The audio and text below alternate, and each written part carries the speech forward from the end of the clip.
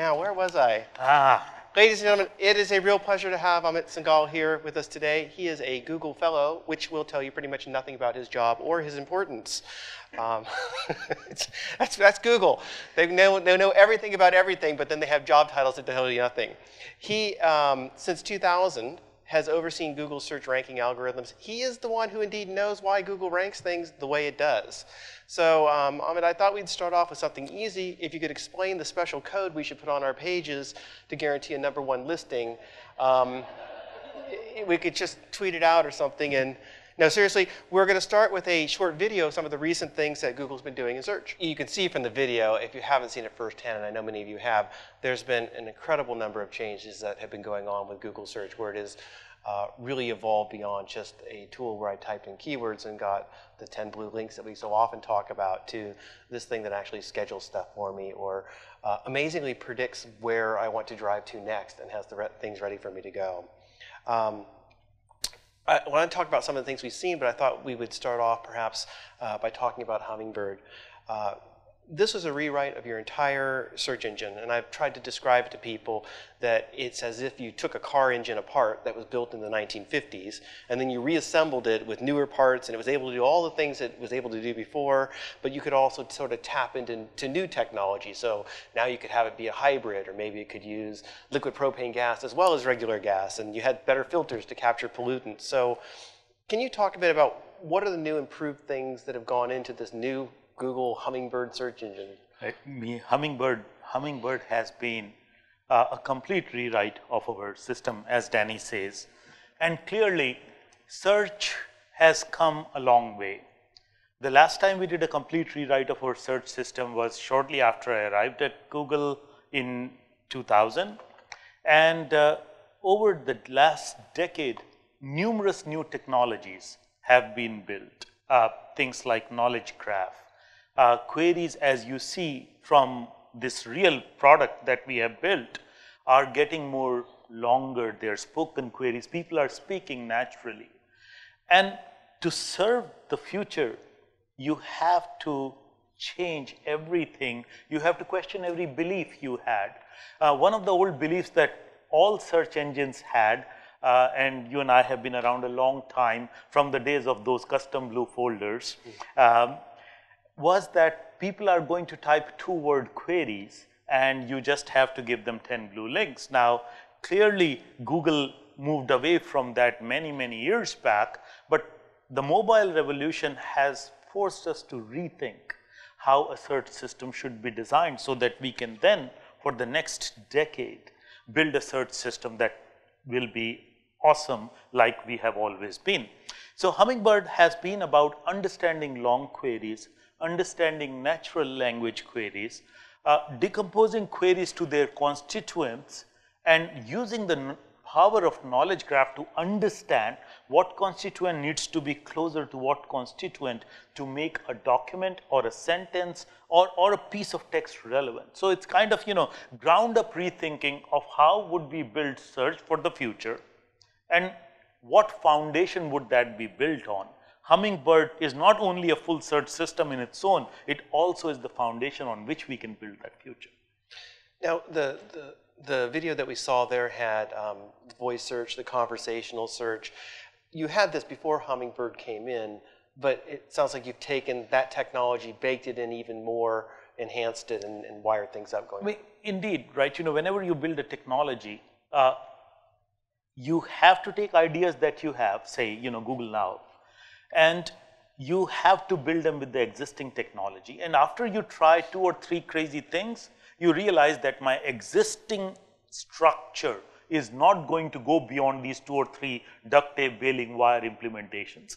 And you go redesign everything from ground up so that not only do those 3 implementations look beautiful, right? I think of it as kind of designing a foundation all over again so that you can build an even taller building on top of it. So, your previous foundation may allow you to build 1 more story on top of it, but you just realize you can't go much higher than that. And so you go redo your foundation and then you can build a skyscraper on top of it.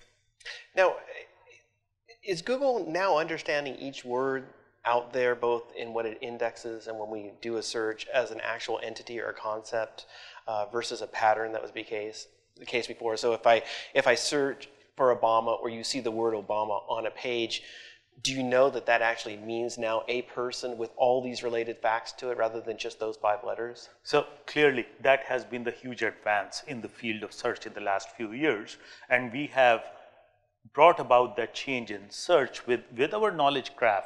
We started understanding things and not just strings, as we call them in computer science. So there are real world entities out there. Obama is one, Bush can mean any one of the 2 and many more. Right. And when we built our knowledge graph, one of the foundational reasons to build knowledge graph was so that we can understand documents and language much better. It's not just about strings, because strings scientifically hit a limit on how much you can actually work with them. And so with the knowledge graph, as we see documents on the web, we parse them and actually find out if a certain instance of Bush means Bush Senior or Bush Junior. Now, Google's foundation had come off of the analysis of links and trying to use those as a sense of what's important and what's relevant that's out there. But it just seems like the rules have become much more complicated about what gets counted. Matt, who was up here with us earlier, just released an 8-minute video to explain how you can figure out what's a paid link, which, 5-6 years ago, you would have thought I could say that in a sentence, it's a link that you buy, but now he's got all these sort of classifications we have to go through. Does this stuff all still hold together as links working as a primary ranking system for Google or Signal? So clearly, the ranking systems over time have become more complex than before. We use over 200 signals in our ranking system, and knowledge graph has been an amazing recent addition to that. And links are clearly an important signal about the importance of your content. They still are very valuable. But at the end of the day, we look at the holistic picture of how your site, what type of content it has, and so on and so forth, because you think of it from a user's perspective. A user would want to get the highest quality content when they have a certain need, and we, using our algorithms, indeed try to build a search system that gives our users what they want. I typically tend to do a test where, I think about a certain site and I'd say, hey, would I send my kid over there to learn about topic X, whatever that site is about, whatever that page is about? And if the answer comes back, yes, yeah, it's a good quality site, and you all can do the testing for yourself. And you can do it for not just your own sites and other sites. And that's kind of my human way of looking at things. But of course, this human way does not translate into C++ code. And we have to then kind of write C++ code that gives our users what they want. Now, one of the things that's always seemed like is coming up is perhaps the use of social signals. Just want to double check things as we go through.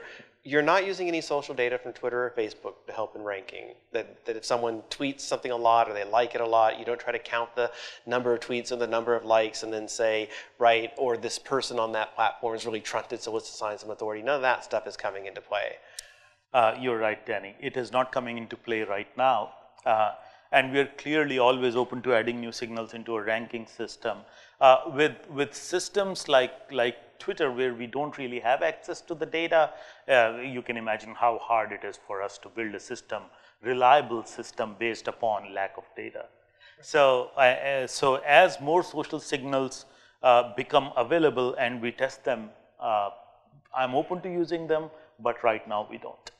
And then Google Plus is a system that you do have access to, but again, my last understanding on all this is that you're not really using Google Plus in any way for the unpersonalized results. If I were all logged out and everything, the fact that something maybe had a lot of +1s really shouldn't cause it to do any better. But if I'm logged in, then plus ones, my connections on Google Plus, and so on, then they can have a great influence on how things rank. Yeah, indeed, right? Once again, we start thinking about it from a user's perspective. What are users looking for? Users are looking for high quality content generated by reputed people, and they are looking for things that that someone that they know and trust may have endorsed in a certain way.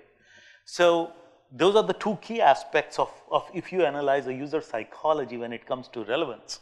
And the first one, we have this program where people can actually associate a content with them. That's our authorship program, which has been running for a while. But more importantly, when our users are logged in, and one of my friends had commented on something, or plus one something, that's of relevance to me, and clearly in a personalized way, we do promote that content for our users.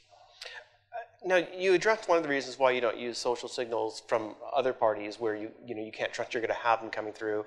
But why not even with the unpersonalized results? I know most people aren't getting unpersonalized results anyways, but why not use Google Plus more now and just say, yeah, well, we've got the data there, and let's start assigning even more trust out to things. Even if someone's not necessarily connected, we can see that this page is associated with a site that has a lot of trust generally within the system. Yeah.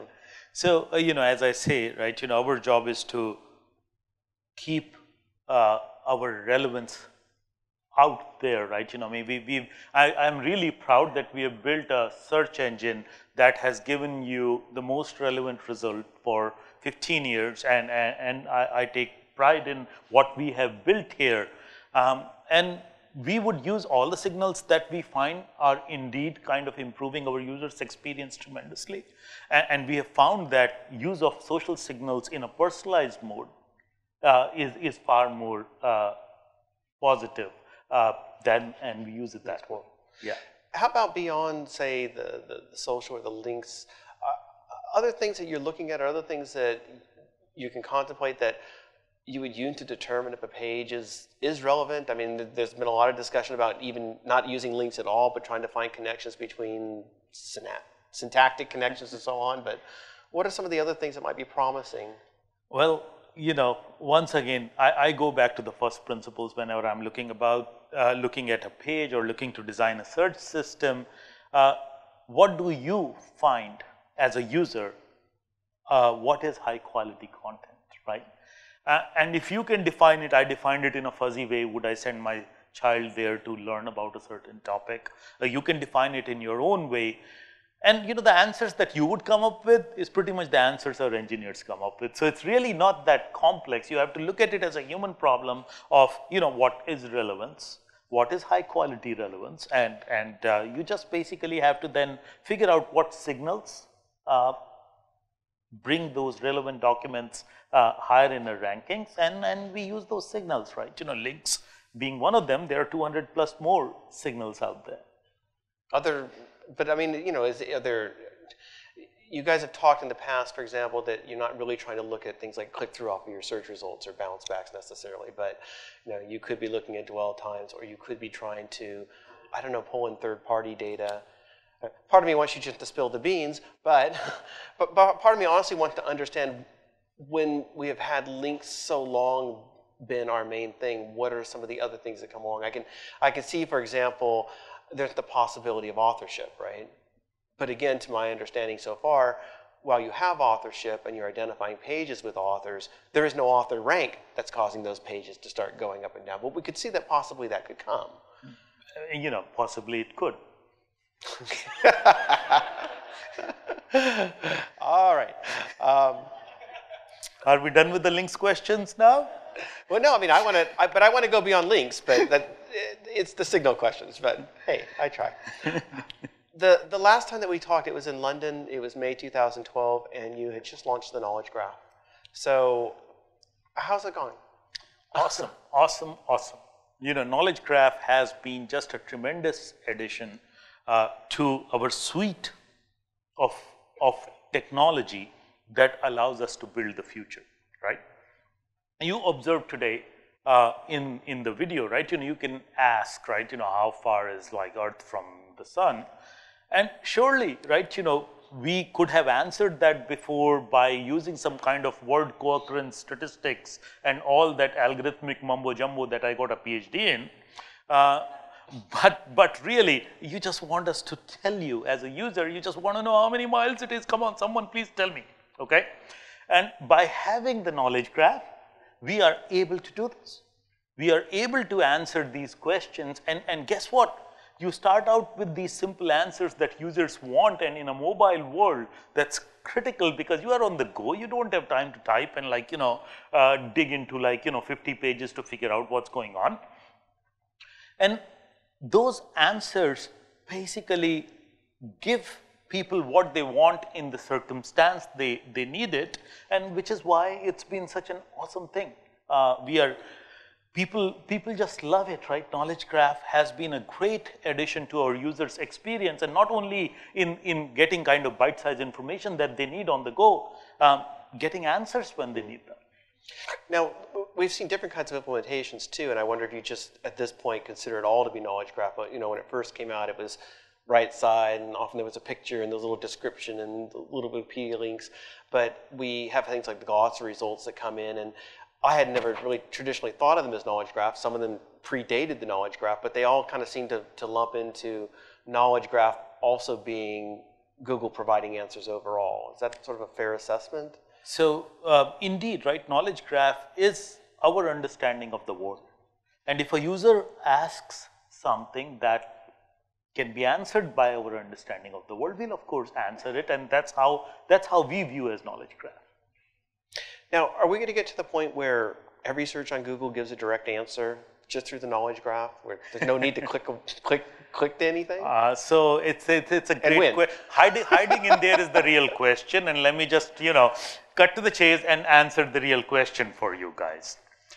So if you look at a search engine, right?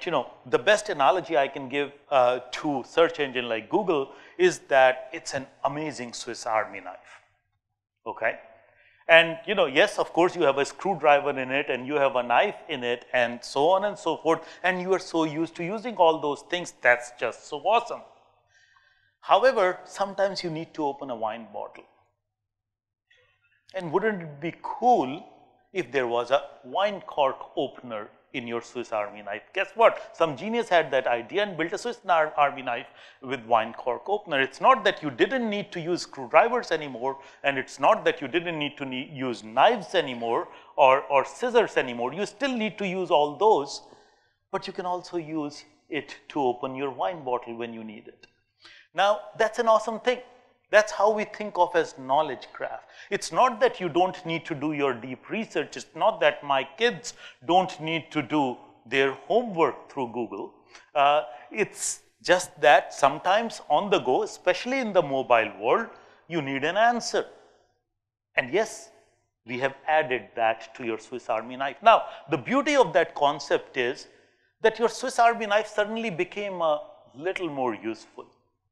And suddenly you kind of just want it a little bit more. And once you do that, you realize that you are starting to keep that Swiss Army knife in your pocket more regularly. And guess what? Then when you needed a screwdriver and you previously didn't think about the Swiss Army knife, you'd still pull it out. So that's about the best analogy I can give with respect to answers and answering things. The world has gone mobile. Just in case someone's been sleeping, wake up. Okay, so this right-hand side and so on really doesn't exist. It's a mobile world. And in a mobile world, there are times when you really cannot read 20 pages, but you need something. Be it directions to your nearest gas station, be it call someone, be it send someone a text, be it how tall is Barack Obama, okay? Whatever it is, there are times when you need that extra tool on your Swiss Army knife, and that's what we have built. And what we see is that when you build a more useful Swiss Army knife, people use it more. And not only do they use that extra tool more, they use all the tools more, which is the beauty of knowledge graph. So Google's the Swiss Army knife, the knowledge graph is the corkscrew, and everybody else has got lots of blades that'll be used when those things make sense as well. And by having the corkscrew in there, all blades rise to a common tide. Something along those lines, right? Something along those lines. So that takes me actually to the real question, which is, I'm sure you probably saw it at this point, but we had this tweet from Dan Barker, and it was about 2 weeks ago, and he had done this search on Google for what is a scraper site, and it had the answer from Google that was directly being shown in the bite-sized trunk, which had come from Wikipedia. And so it was like, what's a scraper site? I'll define it, and then I'll show Google as it is one. What struck me about that was, to me, that was sort of like, okay, if you're funny or you're really in the industry, you probably had a chuckle over that. But boy, that got 35,000 retweets. I mean, that's like double Oreo. That's a double stuffed Oreo number of retweets when you consider what happened with the Super Bowl. And I really came away with like a sign that it just felt like even more people, the normals beyond the SEOs, the normals beyond the publishers, think about this, were wondering or upset whether or not Google's sort of unwritten contract that it should give back to sites what it's getting in terms of answers maybe not in balance. So long story short, how do you ensure you get that balance right? How do you ensure that when you want to open the corkscrew that everybody else feels like they're not being lost? This is a great question, and we think about it all the time, right? And we go back to why we built Google, right? We built Google on a very healthy web ecosystem, which all of you are guardians of and are part of contributing to fulfill users' needs. Now, somewhere along the line, people started debating which of those two is more important. Should we, worry about web traffic and so on and so forth? But please don't forget one thing. If users lose trust in search and in Google, they would not use search as much. We are building the product that users want. We are building the product that is necessary in this mobile world for the future. And by building that product, users keep their trust not only in Google, but in the entire open web, which is a beautiful thing. We really think of ourselves as very symbiotic with a very healthy open web ecosystem. And if users lose trust in Google, and if the Google product doesn't serve their needs, then not only would Google suffer in the process, the web would lose its strongest ally, that's Google. And so that's how I think about it when I'm building these products, when we are having these product conversations, very important conversations to have, right? Is that if we don't build a product that users want, and we kind of get stuck in this debate of, what is healthy, what is not, you would end up in a situation where people stop trusting search and it stops working for them. And guess what? Then kind of sinking tides sink all boats. And we are in this together. But I mean, that answers the balance in terms of you want the users, but what about the publishers? Because users, ideally, probably wouldn't want to have to click at all to anything. That's actually not true. This is a myth, right? I mean, as I say, right, this is a myth. That there's a tool that works at times, doesn't mean you don't need the screwdriver no more. And that's the point I'm making. However, if the tools in that Swiss Army knife are just one or two, right, people will stop carrying it around.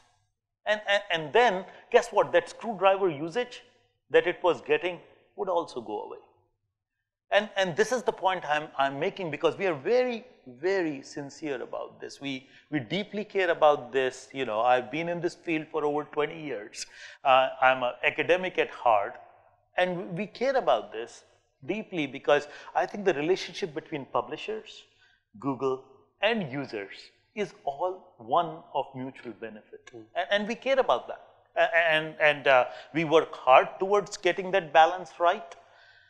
And if you look at your websites, you guys have been a huge contributor to the web.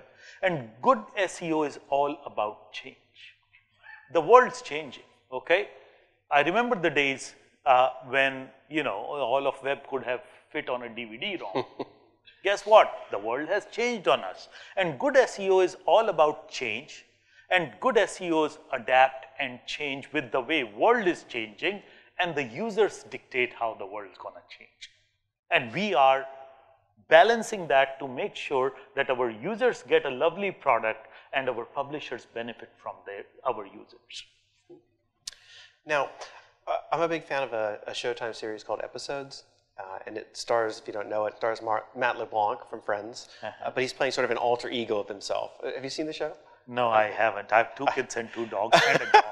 Well, I highly recommend it. But in the last show, I mean, I nearly fell off the couch because there was this whole bit where he's having this fight with his father over money. And his father's like saying, "You're worth $60 million." And he's like, "How do you know I'm worth $60 million?" And his father's like, "I Googled it." And he's like, "Well, how the hell would Google know that?" I mean, it's all in the series. And then, so of course, you know, I have to pause it and search on Google for Matt LeBlanc net worth, and it comes up with a direct answer saying he's worth $60 million. So I'm like, wow, okay. Someone over there writing stuff in Hollywood's really paying attention.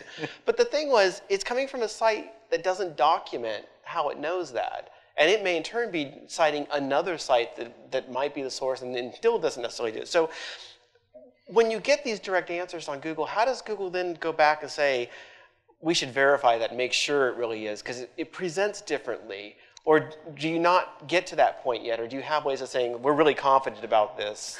So, you know, remember Google of 15 years back, it used to be 10 blue links.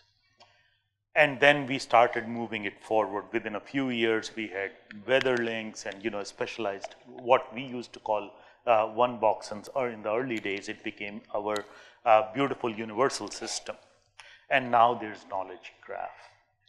And so we are just continuously pushing the envelope on what we bring back to our users, because they need these answers. Like you, Danny, is really wanted to know what his net worth was at the time. And in this process, we always push the envelope and make sure that we return as many answers as we can with confidence. Like you're seeing with knowledge graph, how told Barack Obama, we just nail it. And at the same time, when you need another answer, we will bring it to you and point it to the best source we know of, or you know, whatever algorithms know of these or algorithms. And look, there is no substitute for you doing your own research, right? And we push that. At some point, maybe our knowledge graph would be able to encode everyone's net worth accurately. But until we do that, wouldn't you still want an answer as a user? So we do the next best thing, which is give you the answer and point you to all the sources. And that's just the right product choice here, because as a user, you want it. And if you deeply want to dig into that answer, we are giving you all the choices to dig into that answer. And this is just a tremendously beneficial thing, both for our users and for our publishers. And you know, Google works as a tool for them. You talked about, you know, having conversations in terms of the product and how you go about it. One of the things I'm trying to get more of a handle on is how search is handled as a product within Google. Because I call you the head of Google Search because it's the easiest way for me to describe it, right? But search seems to be, unlike other products like Android or some of the ad products or say YouTube, a product that doesn't seem to have necessarily a single home. I mean, Google now is tied into Android in some ways, or tied into an application in some ways, and is tied into doing things as opposed to searching for stuff. If you talk about local listings, they actually kind of get tied into Google Plus or maybe into Google Maps. So who's the boss of search? I mean, you know, is there somebody who sits above everything and says, I am the ultimate ruler over all search, and or is it, yeah. I wish it worked like that. But really, you know, as with any real company, any real organization, you have to collaborate across lines to make beautiful products. What you saw here on Google Now, it's a strong collaboration between Android and search and speech recognition, which started out in research and we got folded in much more. So I am a very strong believer in the following fact. Beautiful products are built when separate areas collide. And I often give this analogy that reefs cover a very tiny proportion of our ocean surfaces and over 80% of sea life species are found in reefs. And you know why? Because species collide, beautiful things happen there. Google's really no different, right? You basically take experts from all areas. In case of Google now, you would take search and Android and speech recognition, and search brings knowledge graph and natural language processing and our years of understanding of search to produce these answers, and a beautiful product is born. So really, to answer your question, I don't really see a need for that one person, because as soon as you define that person, there would be another emergent area which you would combine with that person's area, and you'd build the next beautiful product, and you'll be back in today's state. Right. And I like it that way, because then I get to collaborate with all kinds of wonderful people who are experts in their respective areas, and that's how I see it.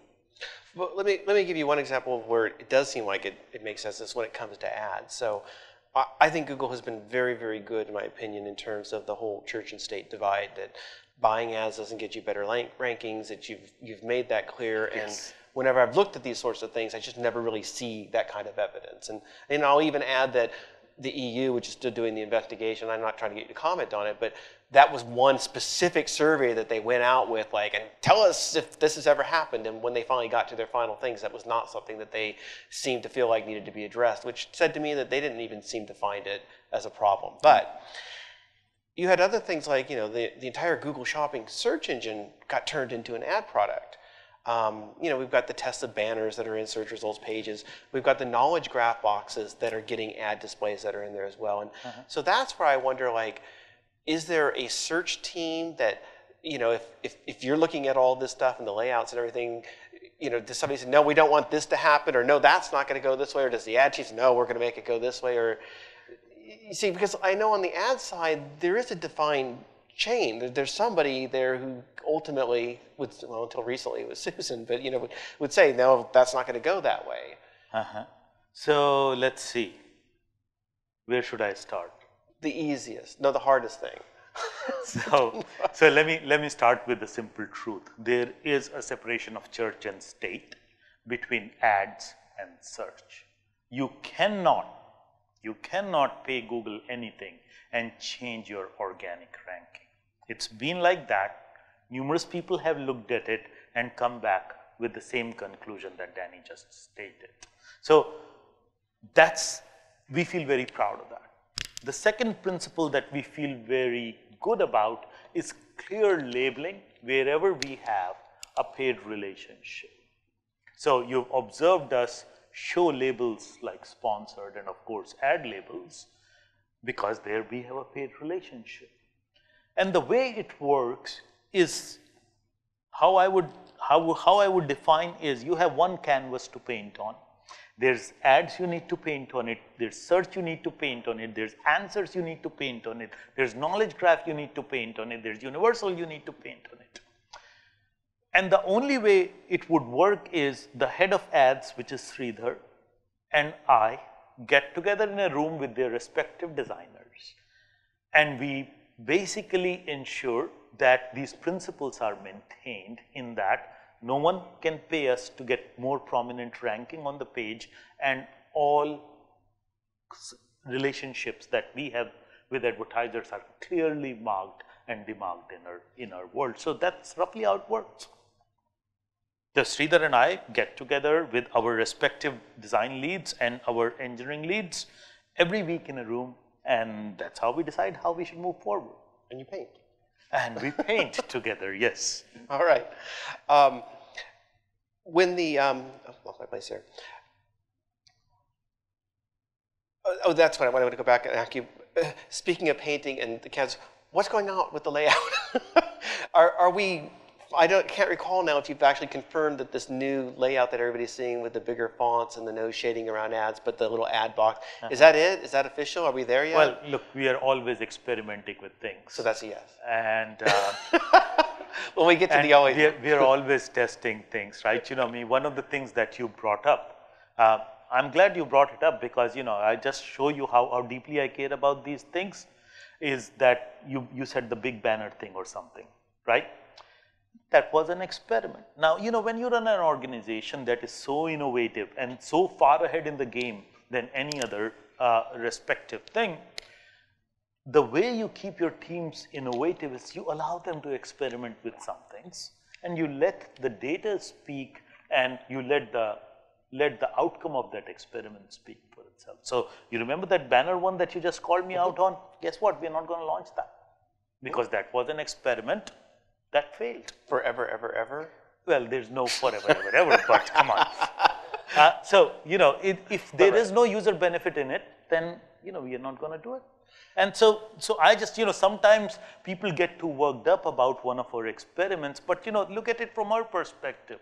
We need to experiment to improve the product. Right. Not everyone would agree with all of those experiments, but rest assured, there's like a team of PhDs under there analyzing every piece of data that we can gather from every experiment. And if it does not have user benefit, we will not launch it. Do you ever dread that you launch these experiments and then suddenly everybody's coming up, what the hell are you doing now? That's okay, we have mastered that. If you just give us a page, we won't tell anybody, but then we'll just know and everybody won't freak out.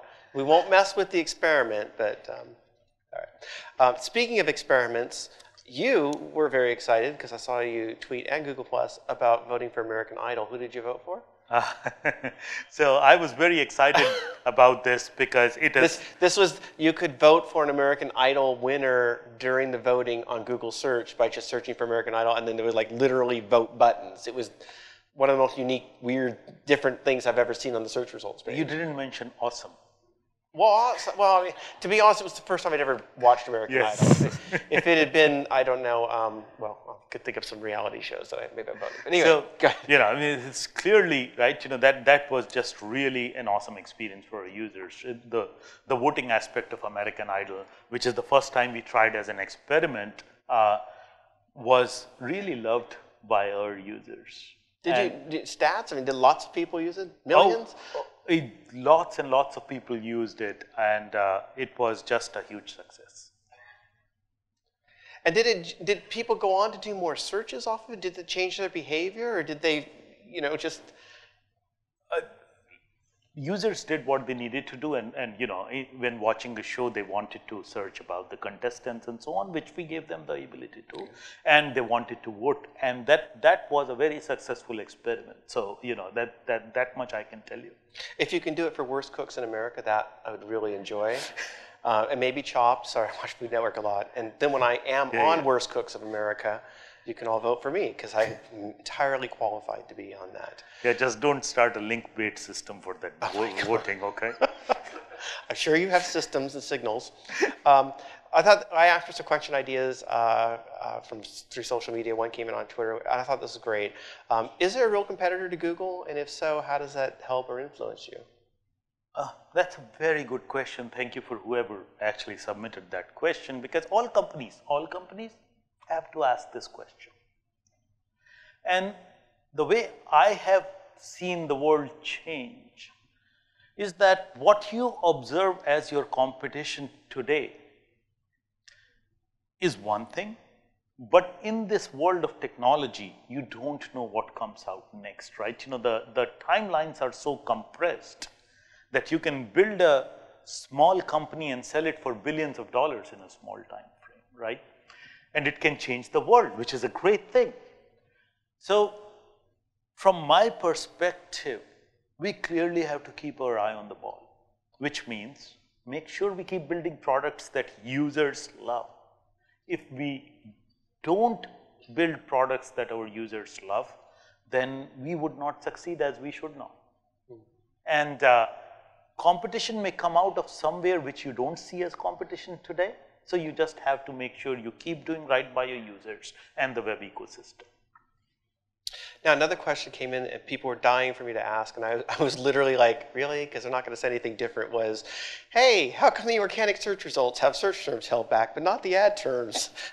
Shouldn't that be equal? So, any news there? I'm so glad you asked. So I'm sure. Because I didn't want to ask, because I was tired of it, but. No, that's okay, Danny. You have been very open about this particular aspect of our search system. So for people who may be missing the context here, we over time have been moving searches to a secure layer SSL searches, and where referrers are not passed, and today there's an inconsistency in the system that advertisers get referrers. And when you look at that in a more deep way, you realize that there are some genuine tough challenges that you have to solve there. Let me just give you a tiny example, and it's unfortunate that the Malaysian airline plane crashed. But imagine an advertiser, a travel agent who had previously bought a keyword on that and didn't update their campaign right at the moment. And suddenly, if their campaign got a lot of clicks, they can lose a lot of money. That's the genuine thing, which is why the real-time nature of that aspect is something that we need to approach gently. On the other hand, when it comes to webmasters, there's lots of information available to you on Webmaster Console. You can get the top 2,000 queries for your site every day so that you can improve your user experience, because that's what you guys care about, and I'm really proud that you care so deeply about your user's experience. So over a period of time, Sridhar, the head of ads, my friend, and I have been looking at this issue, and as I said, it's not as cut and dry. And we are also hearing from our users that they would want their searches to be secure. A lot has happened in the world, as you all know, over the last many years, and keeping users' searches secure is really important to the users. So we really like the way things have gone on the organic side of search. Because we are hearing and responding to what our users want, and we really like where we are at. And Sridhar and I are looking at our world and finding the right solution for our users who want their searches secure, and our advertisers. So I have nothing to announce right now, but in the coming weeks and months, as Sridhar and I find the right solution, expect something to come out of us on this front. Something. You know, we will have more to announce once we have kind of proper analysis. I don't want to get ahead of myself and have a knee-jerk solution put in place just because I'm talking to you, Danny, today. Right. But just so I'm clear, you're looking at this sort of disparity with the ads and saying, do we need to address that as well? Or we are looking at the whole problem. When Sridhar and I get involved, we don't look at any one aspect of the problem. We are looking at it from the advertiser's perspective. Clearly, the way things are in search, we really like it. Our users really like it. We are very happy with where search is at, the organic search is at, and we are just moving forward and discussing what would be the right solution. All right. Well, we'll stay tuned. I'm very intrigued. Let me ask you about Google Now, which I'm like a huge fan of. I mean, it's like both scary and give me more. If you've never used it, you really at least ought to try it.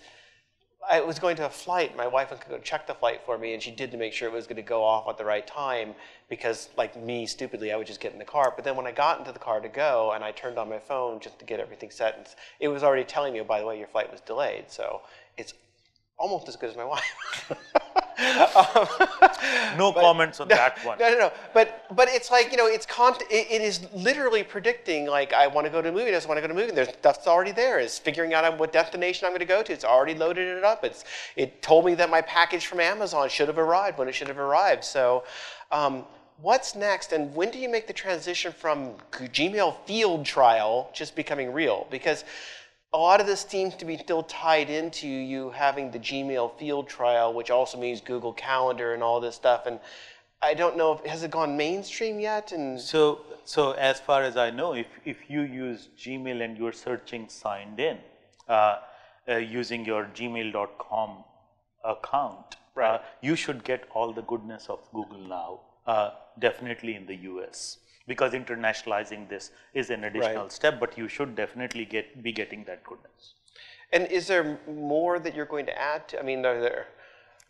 Well, What will you predict next? So one of the joys of being me is that I've been doing search for over 20 years, and there's always so much more to do. I can always see so much more that we can do, and that's what keeps it so exciting. And I can say that about search, Google Now, you name it. We're just getting started on all of this wonderful products that we are building for our users, and I can't be more excited after being in search for 22 years. So in 27 years, 5 years from now, what's it going to look like then? Will we recognize it? So, you know, bold predictions are always tough, and I'm kind of a conservative scientist here, and the scientist in me is like, you know, always being very conservative. But I would claim that as the world goes more mobile and new kinds of devices come online, the texture of search will change, because those devices will have fundamental limitations and powers, and search would have to change for those limitations and those powers. And so you should expect search to be kind of foundational on many of these devices, because that's the search geek in me, believing that that's how you should interface with computing. Well, I mean, it's been interesting because as phones had come out, and you know, when we would cover things on Search Engine Land, we would focus on search. So we would start covering devices, and we'd ask ourselves, why are we covering the devices? And then it's because the search became so part and parcel and integrated into them that it does have those sorts of impacts. What should marketers be thinking about in terms of surviving the coming shifts and changes that will be happening in search? That's a very, very good question, right? You know, the world is changing. The last few years has been a complete mobile revolution. You all have observed it. You all have observed it in your traffic pattern. The power of devices is tremendous. And users are now living in a world where they have all these devices on them all the time. And the networks are reaching them, even like if you go to a remote village in India, you can easily get 2G. That's an awesome thing, because the world would be a much better place. Technology and information are an equalizer, and I'm really very, very happy that we live in these times where today a farmer in Africa has as much information available to him or her that King of Spain did 50 years back. And that's an awesome thing, okay? And guess what? You all have been a part of making that world a reality. And the world's going to change on us, because these devices will get smaller and will get to not only the first billion people, they are going to get to the next 5 billion people. And what does that mean? In that world, you should think about how you would serve those next 5 billion users on devices with limited capabilities but tremendous power. And that's the question that I would keep kind of guiding everyone towards. The world's going to be an even more beautiful place. I'm an eternal optimist, and with information and technology, we would have a world that we would just love to live in, and I look forward to that. Excellent. I'm going to try to do audience, like 1 or 2 questions from the audience. We're going to run just a little bit late, not too late, but I need to know if somebody's got a mic to take to the audience for me. Yes, so if you put your hand up here, and we'll bring the mic over to you, and make sure it's a good question, whoever gets it, and someone else. While they're getting over there, I'm going to come back to you. I want to know your favorite search feature over the past year or so. Just let it kind of go in your mind. I'm also kind of curious about what's the strangest or most unexpected thing you've seen in all those years of looking at search. Astound us or make us laugh, if you think. But yes, your question. So can you give us an idea what you're expecting that when Google is implemented into car systems, what is going to come next year? And can you give us an idea of that? So clearly, you know, we have nothing to announce here on this front, right? You know, it will look like as the users would want the product to be, because in our minds, users come first. Another question? You have to catch Elizabeth's attention. Oh, let me answer one question from Danny. What's been really awesome? Several things have been really awesome, but one thing that I'm really proud of is some of the recent work that we have done in natural language understanding. I tried some things 20 years back as a grad student where we wanted to answer questions like, why is the sky blue? And, we weren't able to build all the technologies that were necessary. Today you can ask that of Google, and I feel really proud. And ask why the sky's blue and it'll figure it out. Yeah, try it. Cool. Yes, please. Yes, well, we hear that user experience is the holy grail of search. On my Android cell phone, I just did a search for search engine. And Google was 5th. Dogpile, it was after Dogpile, Yahoo, and Bing. Yeah. My question is this: is Google working towards beating, coming up in terms of user experience? So this query is kind of strange when you do it on Google, but I'm happy to talk about user experience ad nauseum because I deeply care about it.